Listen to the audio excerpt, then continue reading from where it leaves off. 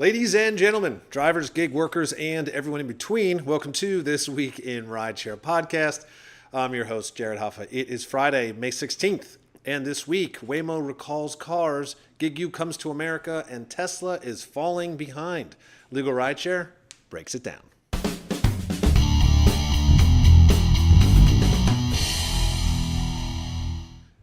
And from Legal Rideshare, I'm joined by the co-founder and lead attorney, Brian Green. Brian, happy, beautiful, warm Friday.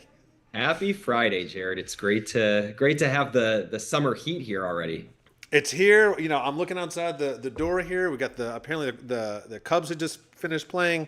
It feels like summer finally in the city. It only took long enough, but we're here now. We're finally here. From here, and you being in Wrigleyville, you're seeing Chicago summer at its best. I really am. And, you know, it's one of the greatest things about the summer in Chicago is like being in Wrigley, being in this area. I love it. Look, I love the South Side too, but I spent most of my life up here and it's fantastic. So cannot complain for once. Usually I'm complaining about how cold it is. It's not cold. It's like 85 degrees. So I think it's right. Right. Complaining the other way now. Right. And we've been doing this last couple of weeks. People have chimed in. We're doing this thing called Ask Us Anything. So if you have any questions about the articles that we're talking about, you can ask questions in real time. You can comment on the videos after you see them. We will get to them. We will respond to them. You can even ask us about us or about Legal Rideshare, anything you're interested in. We want to hear from you guys. So that being said, a lot of really good articles this week. Of course, it's usually the things we talk about as they progress. And starting off the week, Waymo is recalling more than 1,200 vehicles after minor collisions, and this is from Reuters. They reported Waymo is recalling more than 1,200 self-driving vehicles to update software and address risks of collision with chains, gates, and other roadway barriers after U.S. auto safety investigators opened a probe last year. The recall affected over 1,200 Waymo vehicles operating on the company's fifth-generation automated driving system software. Waymo said it was aware of the 16 collisions with the chains, gates, and other barriers between 2022 and late 2024. But the incidents did not result in any injuries, according to a report filed with the National Highway Traffic Safety Administration. The agency said several incidents are under investigation, quote, involve collisions with clearly visible objects that a competent driver would be expected to avoid. The investigation remains open. Brian, we have talked about this a lot. And here we are. I think you actually brought these sort of issues up a lot of times when we discuss autonomous vehicles. Yeah, it's troubling to see that there's so many issues. I'm happy that Waymo is pulling these cars off the road to try to get them resolved, but I think it's just evidence of the fact that the technology is making mistakes, that there are potential for crashes and injuries. These companies always, when stuff like this happens, they always harp on, well, there's no injuries reported, but that's not really what we're talking about here. We're talking about cars that are driving through barriers on the roadway.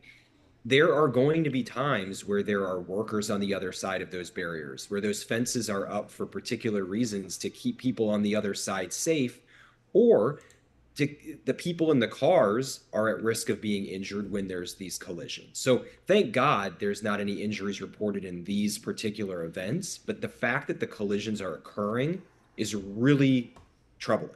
It really worries me that we have these cars on the road. We know that they're crashing. We know that they're going into barriers that are up for particular reasons, and it presents risk to everybody on the roadway, whether it's the people in the cars, other vehicles on the roadway, or people who are trying to be protected by these chain link fence or other constructed barriers. So end of the story here. I'm troubled by the fact that we're seeing these crashes, that the cars are as prevalent as they are, when clearly they're not ready.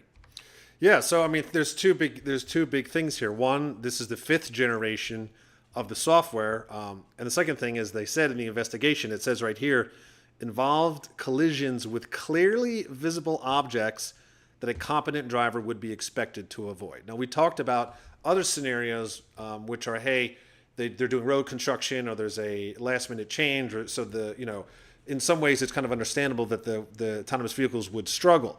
But these are things that have always been there, that they're saying competent drivers would be expected to avoid. And really the response is, oops, we're gonna do a software update. And as my favorite line that I always say is, it's one thing when a computer crashes, it's another when the car crashes. Right. So yeah, it's one of these things that we keep. Last week they're here, but now we're saying they're not ready. It's a toss up here. Right. Yeah. So, but we'll see. We'll see how there's the investigation's open. So we'll see. We'll see what the next steps are here. I'm sure we'll probably talk about it next week or the following week. I feel like this isn't going to go away too easily. It's not. And it just, as these cars go out into different areas of the country, they're going to face different problems. There's different road constructions that, in various, whether it's rural or city, or, if you're in the mountains or if you're in the mainland or wherever, there's all sorts of different things that these computers are going to need to learn. And when they can't even identify the most simple issues like fences, it just makes me think, how are they going to be trained to operate in such different terrain and different weather conditions with all sorts of different hazards? People learn these things throughout their lives, and that's how they become good drivers, with practice and common sense. And the computers, they just aren't built with a human mind. And in some ways that's good. We're not going to have drunk computers on the roadway. We're not going to have drowsy computers on the roadway. But there's also just human common sense that you learn throughout your life that I'm just not sure that these computers are going to pick up on fast enough to make them safe, at least for the time being. Yeah, and we'll actually discuss more of this in our third story today in regards to literally what you had just talked about. So, totally agree. And obviously, this is an ongoing issue. The second story this week, which I'm very excited about, we work with these guys. GigU, an app to help drivers make more money, has finally come to America. This is from Business Insider. And they reported, quote, an app launching in the U.S. on Wednesday has drawn ear from Uber in the past after helping gig workers answer a key question: which rides and deliveries make the most financial sense to take? GigU uses information that independent contractors see on screen when they are offered a gig to calculate an estimate of how much the worker will earn per mile at an hourly rate. This figure, which GigU calls the cherry picker, is designed to help drivers and delivery workers accept or reject a job within the seconds-long window that most apps give them, its founders say. The app works right now only on Android phones, but will be coming to iPhone. So in GigU, users can set a specific range for pay and for ride-hailing gigs, passenger ratings. Based on those settings, then GigU assigns a color to orders or rides as they pop up on screen.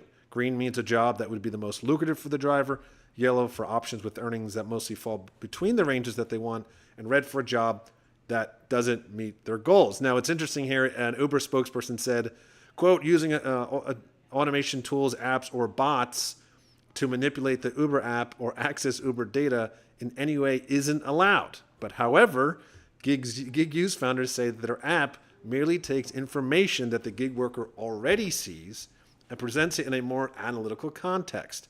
From there, it's up to the gig worker to make the choice, they said. We talked about this, which used to be called Stop Club, probably well over a year ago now. Huge supporter of these guys. Very happy that they've now come as GigU to the United States. Full pay transparency, the thing that we talk about all the time. It's a company that's doing it, and it's a 100% win for drivers. Yes, absolutely. I love that these guys are here. We've been watching them closely as they've been down in Brazil. Drivers have loved this service, and the fact that there's an opportunity to present it to drivers in the United States is huge. It gives them the transparency that they've been asking for the longest time, forever. The rideshare companies have tried to withhold this information from drivers, making them feel like they've got to accept every ride that comes their way. When a lot of times these rides just aren't worth it. You're not earning enough to justify accepting the fare, taking the time, spending the miles, safety considerations in terms of passenger ratings. All of these factors have been largely hidden from the drivers. This app now is presenting it to the drivers and allowing the drivers to make smart decisions for themselves. If a driver wants to take a ride that doesn't earn as much money, that should be up to them. Absolutely. Go ahead and accept it. But at least it's with full knowledge, understanding what they're getting into, seeing passenger or filtering out passengers with bad ratings. It's such a win for drivers. And of course, Uber hates it. That's their MO. But I love that drivers in the United States are really going to have a great opportunity to be their own boss and make their own decisions for the first time. Yeah. Yeah, I think what's great is, Uber really went at them in Brazil when it was called Stop Club, and they lost in Brazil. And they say in this article, hey, we're not done, we're still fighting. I think the brilliant thing about GigU is, as they say, and this is what's driving Uber nuts, right? So, it's full transparency. Drivers have these actual genuine choices, as an independent contractor should, like any other independent contractor in the country. But a lot of these other apps that would offer similar features for drivers were breaking into the code or reverse engineering or manipulating the data in some way.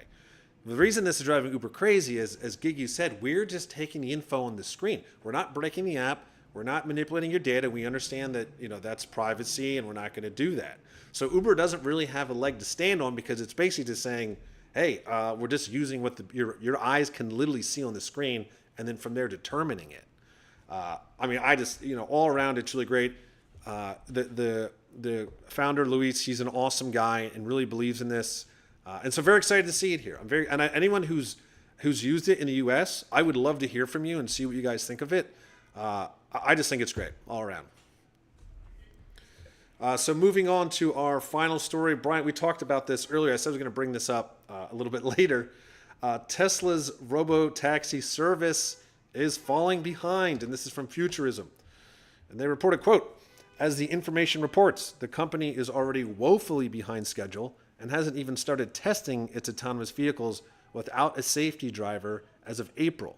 And it says, the company is quickly running out of time. Musk promised that Tesla would launch an autonomous ride-hailing service in Austin in a matter of weeks, a characteristically overly ambitious promise. The Texas Department of Public Safety hasn't even received a plan for what would happen in case of an emergency from Tesla. As the information points out, it took Waymo nearly a decade to complete detailed maps of each city to allow its fleet of fully autonomous vehicles to roam the streets safely. It took months of having a human safety driver behind the wheel before its operation could go fully driverless. Tesla has chosen a different approach, relying on its loyal customers to accumulate driving data. A Tesla engineer told the information that the car maker is struggling with, quote, mundane operational problems, end quote, like getting cars unstuck and providing customer service. So here we go. It's the press loves to bring this up and hype it up because it's robotaxis and here it is and cybercab and we talk about this every time. We don't think it's ready. We're not really sure, and it's like the more time goes on, it just keeps leaking that they really aren't ready for prime time. Just on some basic stuff. And they are, as this article says, they're falling woefully behind. Yeah, it's really scary that that this product can be so far behind, yet the company is adamant on pushing it forward. It's negligent. It's criminal. When these cars crash and when they hurt people, the lawsuits are going to be massive because there's now evidence that the cars were not ready to be brought to market. There's evidence that they're not safe. There's evidence that they're struggling with, like you said, mundane issues. There's no other industry in the world where it seems to be permissible to put these dangerous, like thousands of pound, there's essentially bullets on the roadway here without any oversight and without any assurance that they're safe. And in fact, when there's evidence that they're not safe, there's not anybody standing in their way to stop them. So if Texas is so concerned here about not having the information that they need, they should step in and stop the company from doing what they're doing. There needs to be repercussions when there's evidence of hazards to the community being placed on the community streets. So where I'm directly pointing the finger at Tesla and saying, you get your shit together here, make sure that these cars are safe before you put them on the roads. I think there's also blame to go around to the public entities who need to ensure that Tesla cannot move forward until they prove that the vehicles are safe. Yeah, this is really interesting because, like you said, now there's really writing and records. So if things really go crazy, I feel like literally last week we discussed, hey, what happens when all these systems start intermixing and it could become a really big problem. But now we have in writing, the Texas Department of Public Safety hasn't received a plan if something goes wrong. Tesla itself is admitting that they're not ready.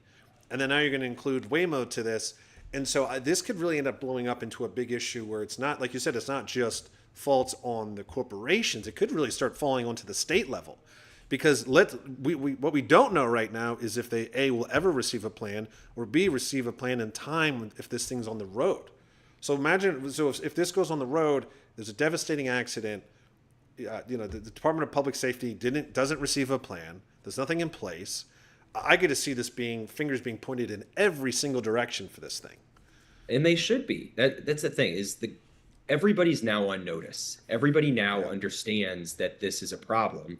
So let's step in before it becomes catastrophic. Let's ensure that there are certain standards in place where companies can't just get on our roads and put their untested, extremely hazardous equipment on the city streets. When Uber and Lyft came and they came with the break it model, and then we'll figure out what happens later, it wasn't really the end of the world in terms of safety, because it was still human drivers who were licensed, there were background checks, like they were breaking the system. There wasn't regulations in place. The cities had to react in a certain way to catch up, but the hazards weren't as great as they are with self-driving cars. There needs to be standards in place first when you're putting unmanned vehicles on the road to ensure that these vehicles are safe for anybody who encounters them, whether it's other drivers on the roadway, pedestrians.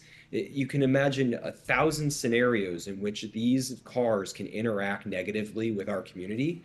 That's exactly where the government needs to step in and ensure that they are setting the regulations and not allowing Tesla and Elon Musk and whoever to just make a decision to push their product forward to try to pad their pockets with a bunch of money at the risk of our community safety. Yeah, no, exactly. And the other thing too is they've said here, I mean, again, experts have raised safety concerns that the Tesla's decision to exclusively rely on cameras, unlike its competitors that rely on things like radar and LiDAR. So again, there's all these things laying out, and it's just, we're seeing it now. It's a recipe for disaster. I bet in 6 months from now, we're going to be doing a story about some really horrific event in Austin that happened because of because of Tesla, or Tesla and Waymo. It's just going to. I can't see, if they're going to push through this thing, I can't see it not happening. I just can't. Seems like we're on that path. We are. So that is the stories for this week. Speaking of accidents, we're going to toss it over to you, Bryant, to give you the final say before we head into the weekend. We just remind everybody that Legal Rideshare is always available for free consultations. If you find yourself injured on the road, whether a car accident, a slip and fall, a dog bite, whether you're driving or delivering or whatever you're doing, if you're injured, we can help. We offer free consultations. We help put money in your pocket for things like medical bills, wage loss, pain and suffering, any other damage that you sustain. The best way to get in touch with us is through our website, LegalRideshare.com. All of our contact information is there. And please do not hesitate. These cases do not get better with time, so we urge you to contact us right away. Awesome. Thank you, Bryant. And as I like to say, that is the end of This Week in Rideshare. See you next week.